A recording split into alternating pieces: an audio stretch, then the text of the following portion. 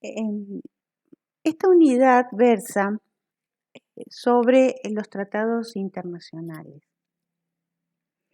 La unidad va a ser estudiada en función de la Convención de Viena sobre los Derechos de los Tratados de 1969, que rige exclusivamente los tratados celebrados entre estados. También, por fuera de ello, se desarrollarán nociones relativas a la teoría general de los tratados. Es de recordar que también existen tratados que no necesariamente han de ser celebrados solo entre estados, sino que podría ser con la Iglesia Católica, entre un Estado y la Iglesia Católica, el caso de los concordatos, o con organizaciones internacionales.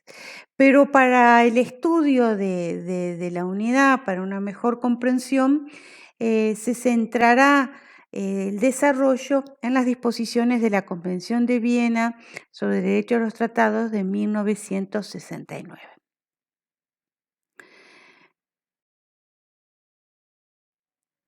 Los tratados son fuente del derecho internacional y así han sido consagrados en el artículo 38 del Estatuto de la Corte Internacional de Justicia, donde establece en su inciso 1, subinciso A, que las convenciones internacionales, ya sean generales o particulares, han de ser aplicadas por la Corte Internacional de Justicia cuando resuelva las controversias que le sean sometidas. Aquí hay un reconocimiento claro, expreso, de que los tratados, a eso se refiere con convenciones internacionales, que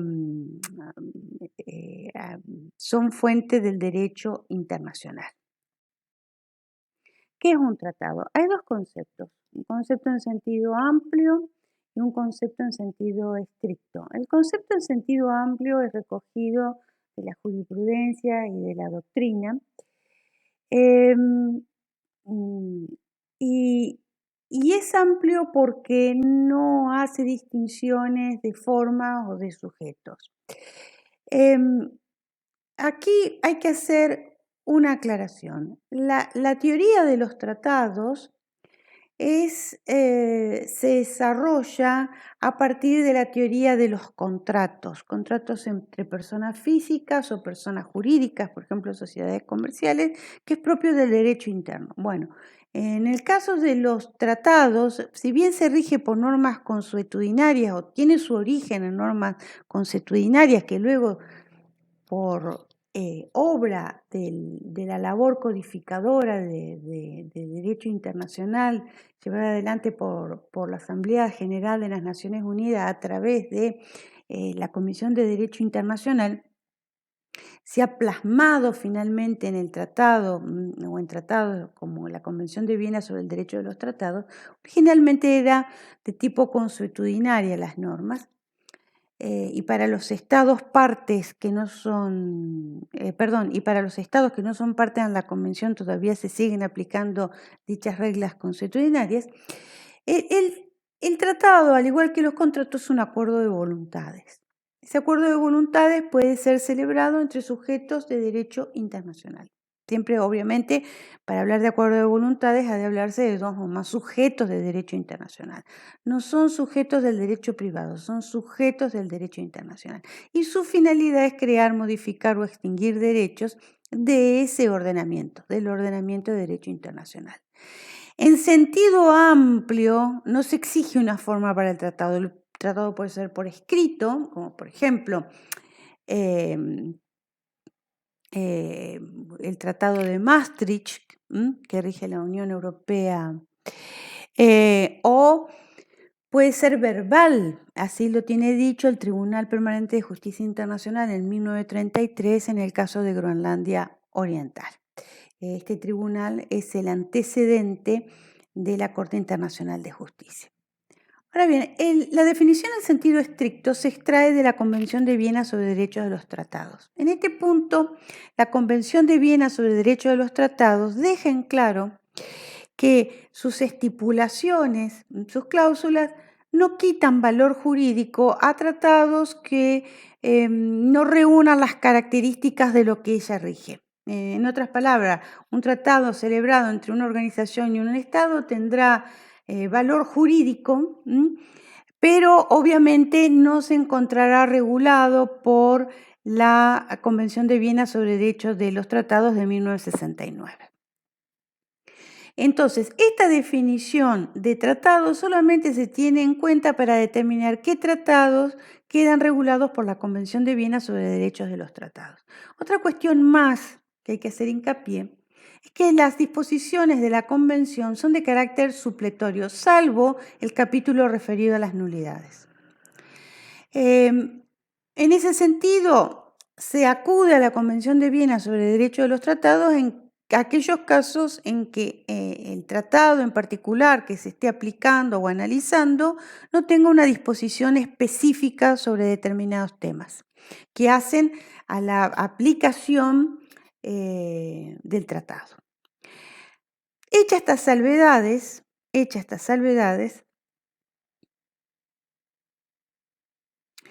la definición de la Convención de Viena establece que son tratados los acuerdos internacionales. Dice, un acuerdo internacional. Replica aquí lo que ya se señalaba en la definición en sentido amplio. Debe haber un acuerdo de voluntades. Esto se celebra entre dos o más sujetos. Ahora, ¿cuáles son esos sujetos? Exclusivamente estados, no otros sujetos. Y ese tratado, a su vez, ese acuerdo debe estar regido por el derecho internacional, entiéndase por el derecho internacional público. La tercera cuestión es que debe ser celebrado por escrito. Establece una forma de celebración, una solemnidad, forma por escrito, excluye los tratados orales. Ahora, si bien por escrito puede estar en un instrumento único o en dos más instrumentos que sean conexos. Por ejemplo, es el caso de los acuerdos marcos, que son tratados que establecen disposiciones muy generales, puede ser sobre la creación de un proceso de integración, pero luego esas estipulaciones generales son precisadas en otros tratados posteriores que son partes, quedan formando parte de ese acuerdo marco, cuáles son los protocolos. Por ejemplo, en el caso del Mercosur, su sistema institucional está dibujado, por así decirlo, en el Tratado de Asunción, pero el esquema institucional final está desarrollado en el protocolo de Ouro Preto, que es posterior. Tampoco importa la denominación que se dé el tratado. Si es un acuerdo entre Estados regido por el derecho internacional, celebrado por escrito, no importa su denominación, se lo considerará tratado. Así, por ejemplo, se denominan cartas a los tratados que son constitutivos de una organización internacional. No importa si se lo denomine tratado o carta, siempre que reúne estos requisitos, será considerado un tratado internacional. Hay diversas clasificaciones de los tratados, las más importantes son las que se exponen en la filmina, por el número de partes, bilaterales si son dos estados, multilaterales si son más de dos estados. Por la posibilidad de acceder al tratado, aquí lo que se toma en cuenta es la distinción entre los estados que han sido originariamente partes en el tratado y han participado en su celebración, de aquellos que se integran al tratado, que acceden al tratado con posterioridad a la celebración del mismo, inclusive a veces hasta con posterioridad a la vigencia del mismo. Los tratados pueden ser, en función de eso, cerrados. Los cerrados solo admiten a los estados que los negociaron como estados partes, o abiertos, es decir, pueden ingresar al tratado o pueden ser parte en el tratado otros estados que no hayan sido quienes lo negociaron inicialmente. Puede darse el caso, aún dentro de la categoría de advierto, que se establezca una limitación respecto de qué estados pueden acceder o adherir a ese tratado con posterioridad a sus negociaciones. Es el caso del Mercosur, que solo admite la incorporación de estados que sean a su vez parte de la Asociación Latinoamericana de Integración, creada a través del Tratado de Montevideo de 1980. Bueno, por las formas de celebración del tratado, los tratados pueden implicar el cumplimiento de una serie de etapas, por ejemplo, una negociación, autenticación de un texto, adopción de un texto, autenticación, hasta la prestación del consentimiento. Es decir, esos son los tratados propiamente dichos o celebrados en buena y debida forma. Cumplen es un sistema de creación del tratado bastante complejo que exige el agotamiento de diversas etapas. En cambio, en los tratados en forma simplificada, basta a veces el mero intercambio de documentos por quienes ejercen las relaciones exteriores de un país o por quienes están autorizados a celebrar determinados tratados con determinados estados, en fin, este, para que se entienda que hay un tratado. Por ejemplo, es el caso de una propuesta que pueda llegar a realizar un ministro de Relaciones Exteriores. em, Se lo comunica al ministro de Relaciones Exteriores de otro país, este manifieste que acepta y si surge de los términos del tratado que han entendido que eso constituirán obligaciones para las partes, em, eh, ya se encuentra celebrado el tratado. Luego está por el contenido u objeto del tratado. Esta clasificación puede llevar a crear confusiones, porque la distinción entre tratados normativos y tratados contractuales no puede llevar a concluir de que unos son tratados y los otros no. Ya se trate de tratados normativos o tratados contractuales, todos son tratados.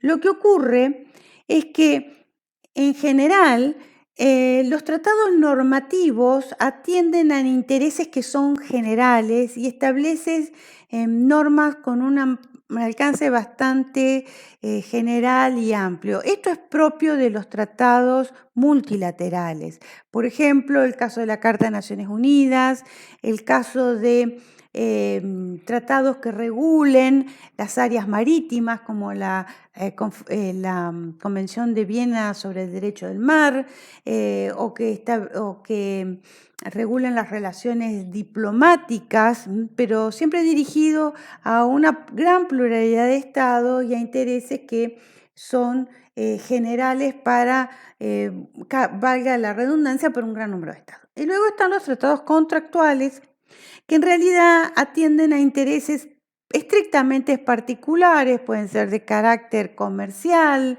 pueden ser de carácter o relativo a las migraciones o, u otro tipo de regulaciones, pero que hace a intereses puntuales entre dos estados. Em, Bueno, aquí sí ya se comienza a tratar el tema desde la perspectiva de la Convención de Derecho de los Tratados de 1969 y en función de ellos vamos a concentrarnos exclusivamente en los tratados celebrados entre estados y por escrito.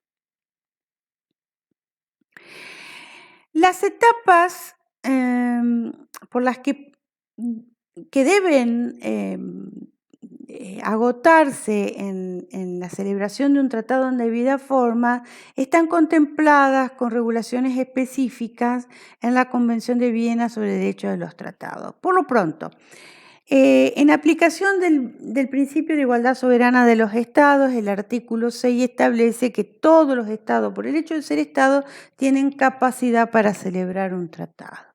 Ese tratado, obviamente, la primera etapa va a ser la negociación del tratado, que son las discusiones, y en función de la cual se van redactando minutas, que no son el texto definitivo del tratado, sino son como apuntes de las negociaciones que se están llevando a cabo. La Convención de Viena sobre el Derecho a los Tratados solo contempla respecto de esta etapa lo atinente a la presentación de plenos poderes. A ver, los plenos poderes deben ser presentados solamente por aquellas personas que no hayan, por así decirlo, demostrado mediante la presentación de otros instrumentos o por quienes son órganos de la Administración Central de un Estado y tienen el ejercicio de las relaciones internacionales, a ellos a quienes se le exigen los plenos poderes. A ver, para dar un ejemplo. El presidente de la Nación tiene el ejercicio de las relaciones internacionales, por los cuales si se presenta ante otro Estado y negocia y firme un tratado, no necesariamente tiene que, no es que no necesariamente, no tiene necesidad de presentar plenos poderes. Lo mismo pasa con los ministros de Relaciones Exteriores. Es decir, esto se aplica a todos los jefes de gobierno, jefes de Estado y quienes ejerzan en un rango ministerial las relaciones exteriores de los Estados. Otro caso puede ser un embajador acreditado ante otro país que tiene que presentar las cartas credenciales apenas asume su función el ejercicio en otro país. En esas cartas credenciales se lo acredita como representante de un Estado ante otro Estado. Por ejemplo, un embajador designado por Argentina ante Japón. En ese caso, tendrá que presentar apenas asuma su cargo en Japón sus cartas credenciales al gobierno japonés. Pero para celebrar un tratado con posterioridad a ello, no necesitará presentar otros plenos poderes porque sus facultades ya están acreditadas con las cartas credenciales. Ahora, ¿qué son los plenos poderes? Bueno, eso está definido en el artículo 2 de la artículo 2, inciso 1 de la Convención de Viena sobre Derechos de los Tratados y constituye básicamente un instrumento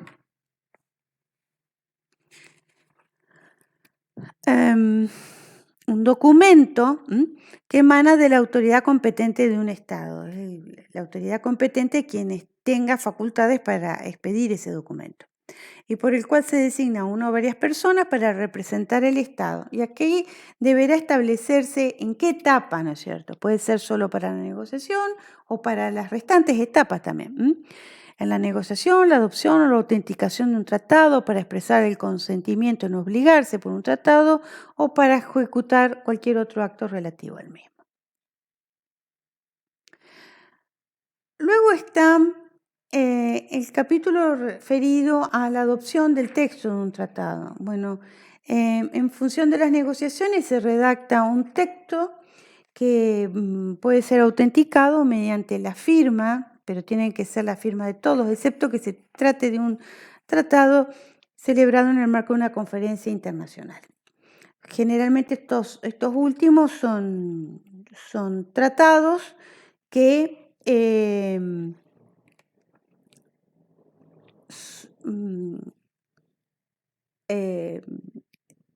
reúnen a un gran número de estados, quienes en definitiva dan su aprobación final al texto en una gran conferencia internacional. Estamos hablando de más de 100 estados usualmente, por lo que la convención solo requiere que el texto sea adoptado por una mayoría de 2/3.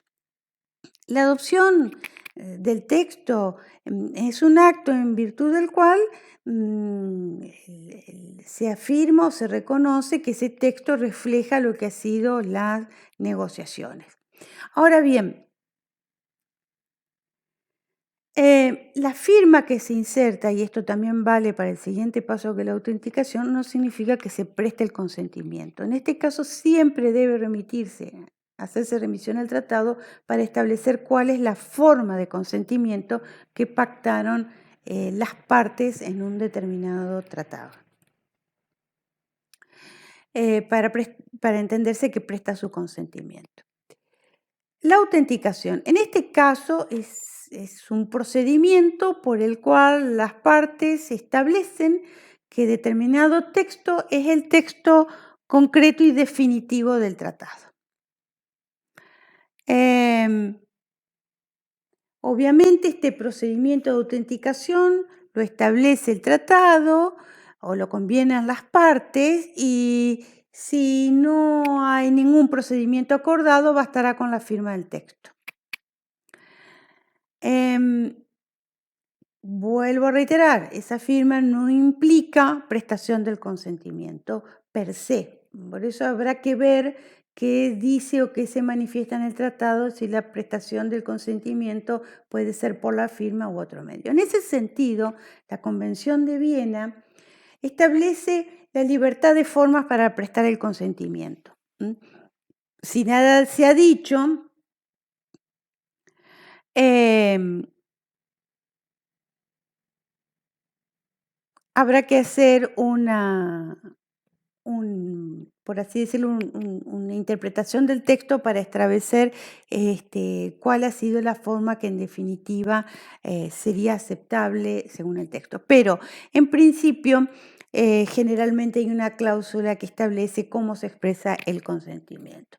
Las formas de consentimiento, de prestación del consentimiento, están desarrolladas en los artículos 11 al 15 de la Convención de Viena sobre Derechos de los Tratados y son básicamente la firma, el canje de notas al que ya se ha hecho referencia a través de la ratificación, la aceptación o la aprobación y finalmente en función de la adhesión. La adhesión se aplica para el supuesto de aquellos estados que no han participado en un tratado. En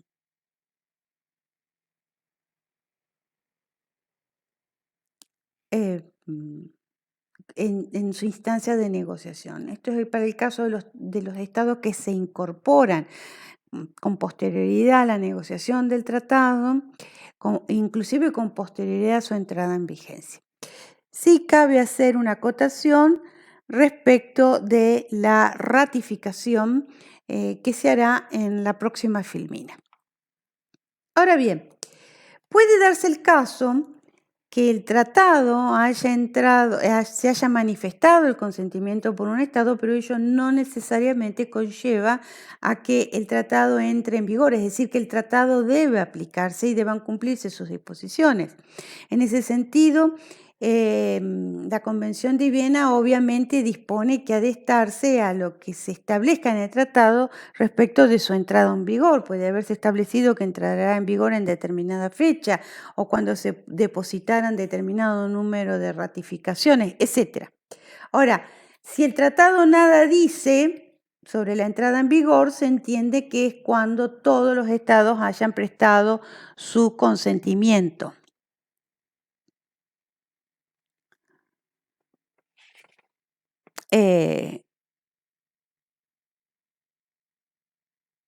Y para aquellos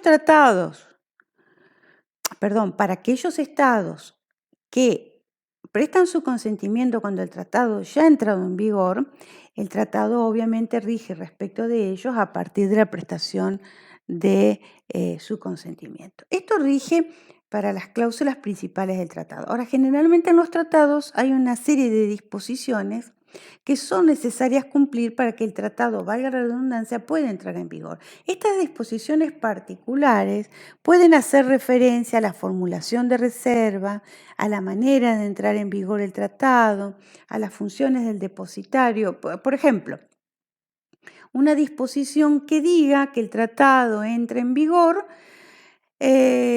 a los 30 días de haberse depositado 30 instrumentos de ratificaciones. Es decir, el tratado no se puede aplicar, pero sí esta norma que hace referencia a la entrada en vigor. Bueno, la ratificación. Aquí en esta filmina vamos a relacionar la ratificación con el sistema en el derecho argentino para hacer más fácil su comprensión.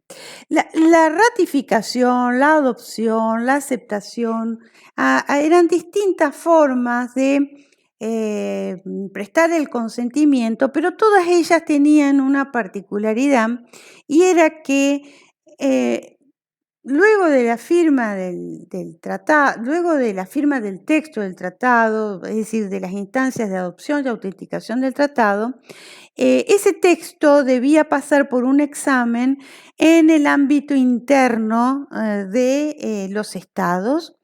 Y una vez que pasaba un procedimiento de control dentro de ese ámbito interno, recién podía adoptarse, aceptarse o ratificarse el tratado.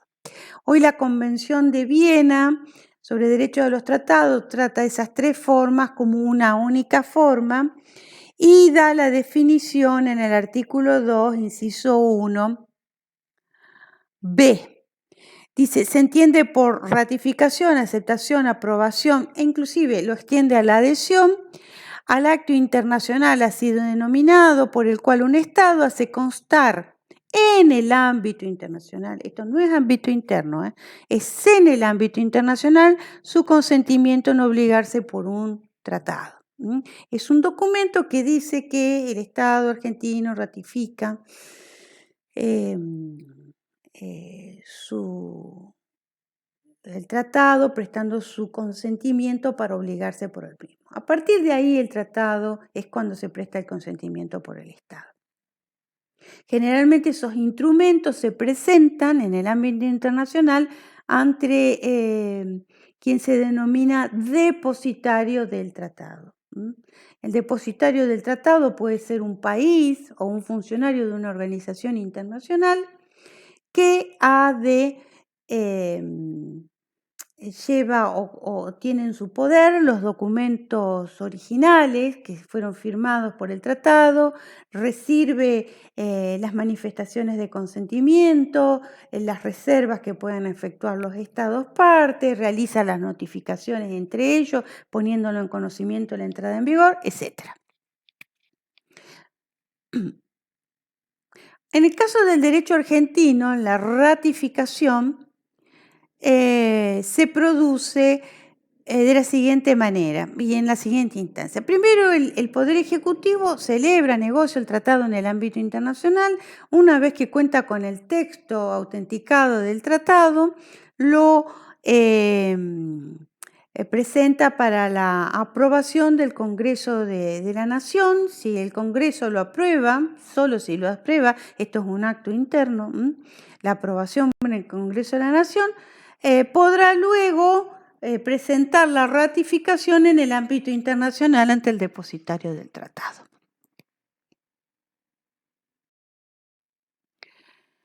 Bueno, las reservas. La reserva es, en principio, un acto unilateral dependiente. Este acto es una declaración del Estado donde el Estado acepta prestar su consentimiento, pero realiza una modificación, ya sea por vía de interpretación o, o excluye directamente una disposición del tratado o algunas disposiciones del tratado. No lo hace respecto de todo el tratado, sino de algunas de sus disposiciones. Por ejemplo, se entenderá que para el gobierno argentino que el derecho de propiedad no se extiende para casos de emergencia del Estado, por ejemplo. En el caso de un tratado de derechos humanos que consagra el derecho de propiedad. Es decir, acepta esa cláusula, pero le establece una limitación a través de, por vía de interpretación. Eso se hace unilateralmente. En otras palabras, el tratado se negocia, se adopta un texto, pero al momento de prestarse el consentimiento, ni antes ni después, es al momento de prestarse el consentimiento, se hace esta reserva. se formula esta declaración, que implica una modificación o una restricción o una ampliación de los términos de determinadas cláusulas del tratado. Las reservas fueron objeto de diversas teorías hasta la Convención de Viena sobre el Derecho de los Tratados. Había una teoría que exigía la aceptación de la reserva por todos los estados negociadores para que pudiera hacerse valer la reserva. Luego estaba la teoría, la regla panamericana, que aceptaba que algunos estados pudieran aceptar la reserva y otros que la objetaran y no la aceptaran. Entonces, según esa regla, para quienes habían objetado el tratado íntegramente no entraba en vigor entre el estado reservante, que es el que formula la reserva, y aquel que no lo aceptaba. En una opinión consultiva de la Corte Internacional de Justicia, se establecieron dos criterios. Uno, la reserva podía ser formulada si no era contraria al objeto y fin del tratado. Podía darse el caso que estado aceptara la reserva y otra la rechazara. Entre los que se aceptaba la reserva, según este criterio de la Corte, si la reserva no iba contra el objeto y fin del tratado, el tratado entraba en vigor, pero obviamente respecto del estado que había hecho la reserva con las modificaciones que establecía la reserva. Pero no entraba en vigor entre aquellos estados que no aceptaban la reserva y el estado reservante. ¿Qué se entiende por reserva de acuerdo a la Convención de Viena sobre el Derecho de los Tratados? Es una declaración unilateral. Vuelvo a reiterar, sería un acto unilateral dependiente, porque veremos que va a ser necesaria de alguna manera la aceptación. Hay autores como de la Guardia que dicen, no, en realidad los actos unilaterales dependientes no existen y en verdad son actos bilaterales porque de alguna manera exigen la aceptación por parte de los estados, de otros estados para que pueda producir sus efectos. Bueno, esa es una discusión en doctrina. Pero básicamente es un acto unilateral, según la posición en doctrina que se tome, dependiente o aparente, porque en realidad encubre un acto bilateral. Cualquiera que sea su enunciado o denominación, no necesariamente aparecerá como reserva, puede aparecer con otras denominaciones como declaración, hecha por un Estado, la hace el Estado, al firmar, ratificar, aceptar, aprobar un tratado o al adherirse a él. Es decir, al momento de prestar su consentimiento, con el objeto de excluir o modificar los efectos jurídicos de ciertas disposiciones del tratado en su aplicación a ese Estado. Excluir o modificar los efectos jurídicos de ciertas disposiciones del tratado. Esa es su finalidad. La Convención de Viena sobre Derecho de los Tratados, obviamente, acepta estas reservas, las incorpora en 3 artículos, trata la temática, que son el artículo 19, el artículo 20 y el artículo 21. El artículo 19 refiere a la posibilidad o facultad de los estados de formular reservas. El artículo 19. El artículo 20 tratará sobre la aceptación de las reservas y el artículo 21 sobre los efectos jurídicos de la reserva. Obviamente que lo que primero se habrá de ver es si, de acuerdo a los términos del tratado, las reservas son prohibidas o aceptadas. Puede ser que el tratado diga respecto de una o de otra, inclusive puede decir que solo se admiten reservas respecto de ciertas disposiciones. Ahora, si el tratado nada dice sobre ese tema, sobre si se pueden formular reservas o no, en principio se entiende que se pueden formular reservas siempre y cuando ellas no sean contrarias al objeto y el fin del tratado. La segunda cuestión, ¿es necesaria la aceptación de la reserva? Bueno, ello va a depender también de lo que se diga en el tratado. Si la reserva ya está autorizada en el tratado, no será necesario. Lo mismo si la reserva posteriormente por otro documento se autorizada cualquier reserva que se pudiera hacer. Acá hay que remitir de nuevo a los tratados. Las reservas son pensadas principalmente para tratados multilaterales, es decir, con un gran número de partes, sin perjuicio de lo cual la Convención las admite para tratados bilaterales e inclusive podría presentarte situaciones muy particulares con tratados si bien multilaterales, con muy pocos miembros, de 3 o 4. Sí, se admite la reserva, pero aquí habrá que ver si el número de estados es muy reducido, si esa reserva no frustra, en definitiva, el fin y objeto del tratado, o si se desprende del tratado que es necesario cumplirlo en su total integridad porque es esencial para que los estados presten su consentimiento. Otro caso muy particular es el caso de aquellas reservas que se efectúen respecto de un instrumento un tratado por el cual se constituye una organización. En ese caso, quien debe aceptar la reserva si nada se dice en el tratado es el órgano que haya sido designado o que resulte competente por la naturaleza de sus funciones por esa organización.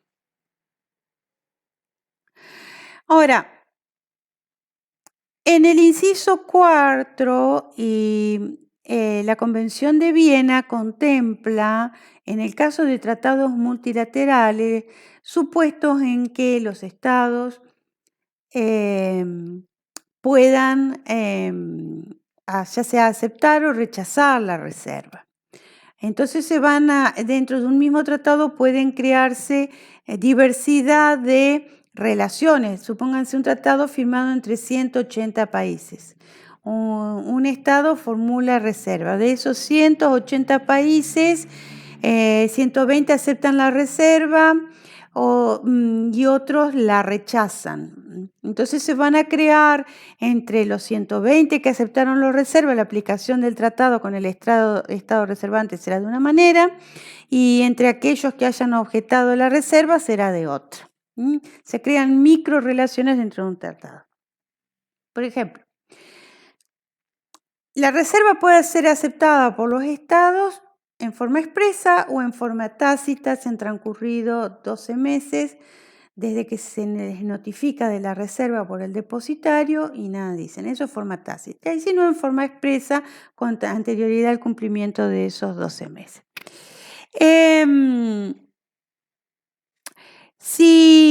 Si el Estado ingresa al tratado con posterioridad a que se efectuó la reserva, será el momento de prestar su consentimiento. Ahora bien, ¿qué pasa con los estados que objetaron la reserva?